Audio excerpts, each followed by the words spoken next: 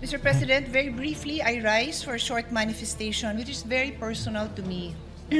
Our rules are very clear, and every member of this chamber is expected to observe decorum, respect, and fairness towards one another. This is the foundation of parliamentary democracy and collegiality in this institution. And this is what the public deserves, for us to act with respect towards one another. As public officials, we are also bound by the Code of Conduct for Public Officials. And our civil code also requires that everyone acts with justice, gives everyone his due, and observe honesty and good faith. I would like to believe that in my 20 years, almost 20 years in the Senate, I have conducted myself with respect towards my colleagues regardless of political differences. Mr. President, today, a public statement was made by our colleague, Senator Ping Lacson, which was also posted in his YouTube page, suggesting that my vehicle was used to assist Senator De La Rosa in entering the Senate premises, which I quote, "Ang pagkakaalam ko, at least silang dalawa lang mag-ate, Cayetanos, ang nakakaalam tungkol kay Bato na darating.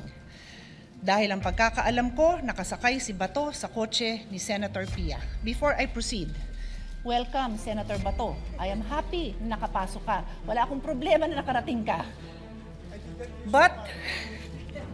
But Mr. President, I go back. Sinabi man niya na sa pagkakaalam niya, ang katanungan ko po, Mr. President, nag-abala ba kayo mag-double check? Bago niyo yan sinabi sa public. Because despite that qualification, the statement was publicly conveyed in a manner that created the impression that I was directly involved in facilitating Senator De La Rosa's entry into the Senate premises. Again, okay lang po sa akin na nakarating siya dito. Wala ho akong problema doon. Let me state this clearly and unequivocally. That statement is false.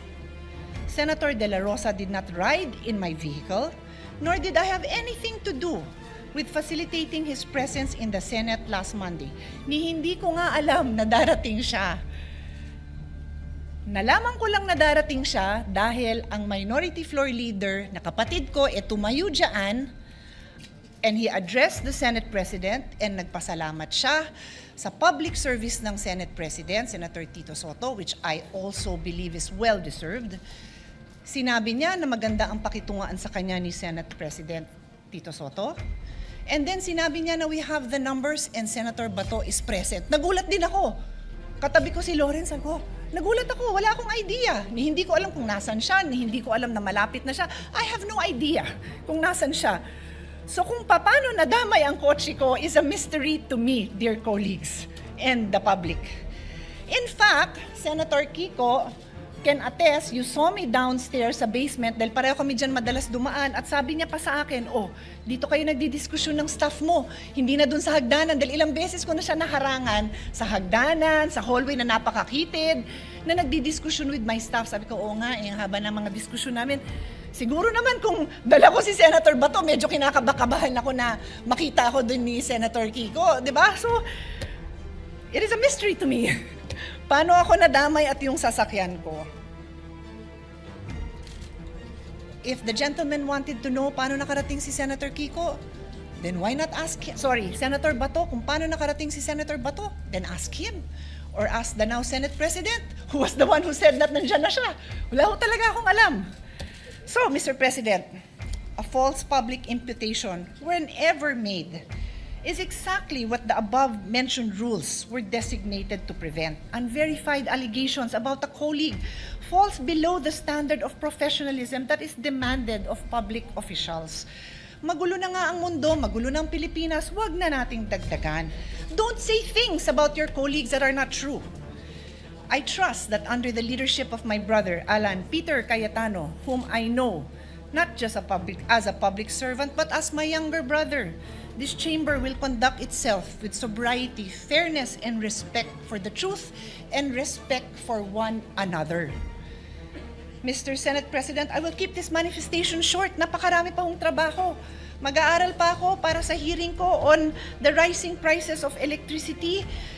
Mag-aaral pa ako to support our colleagues who will be the next chairperson of the Committee on Health, the Committee on Energy, at napakarami pa ho nating trabaho kailangan gawin. So I leave that as it is, and I hope that this will not be repeated again. Thank you. Senator Marcoleta, can we give way to Senator Lacson since Thank you, Mr. his name was President. Go ahead, Senator Marcoleta. Thank you, Mr. President. Yeah. Can we give Magtatanong lang sana ako, Mr. President, kay Senator Pia. Mga ilang tanong. Will Senator Lacson also interpolate This is just very short. a manifestation? Pero Senator Mr. Marcoleta, President, ako po nakatayo na rito bago pa siya tumayo. Siguro po, kung Would you sino allow yung unang me, tumayo. Senator Lacson, just because he was first, but he was mentioned, so I am in the quandary of who of the two gentlemen will give way. Yeah. May I, Mr. President? Yeah. Senator Marcoleta, may I ask you this personal favor since the gentleman was mentioned? Sige po, mas matanda naman siya sa akin eh. Thank you.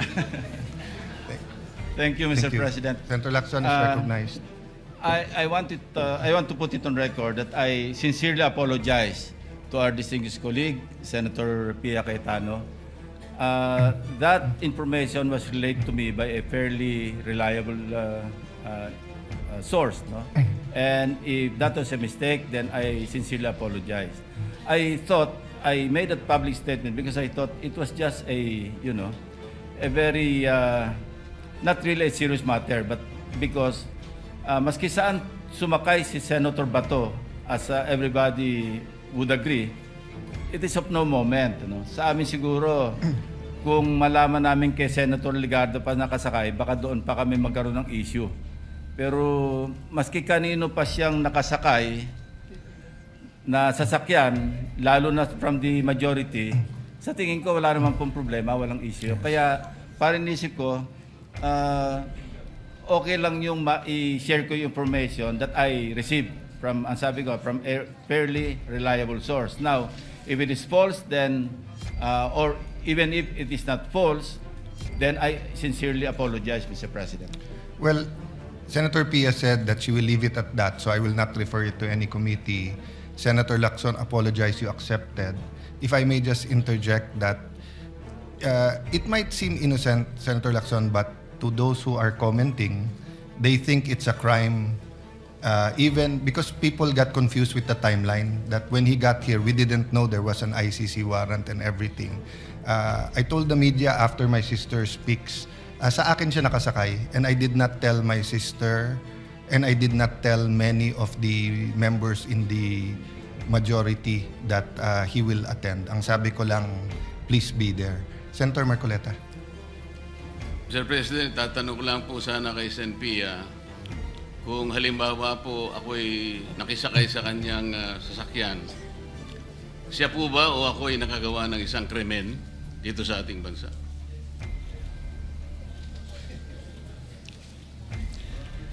Sa akin lang po, kung kahit sino sa mga kasamahan natin dito na they need a ride, na nangyari na yon. Minsan may event tayo, sumasakay ako sa kotse ni Senator Mig Subiri, nakasakay na rin ako sa kotse ni Senator Loren, nakasakay na rin ako sa kotse ni Senator Angara. Sino pa sa inyo hindi nagbibigay sa akin ng ride? I would be happy to give a colleague a ride.